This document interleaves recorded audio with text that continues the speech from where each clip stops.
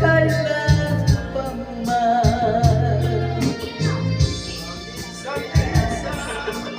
Ang alaala mo ang babalik.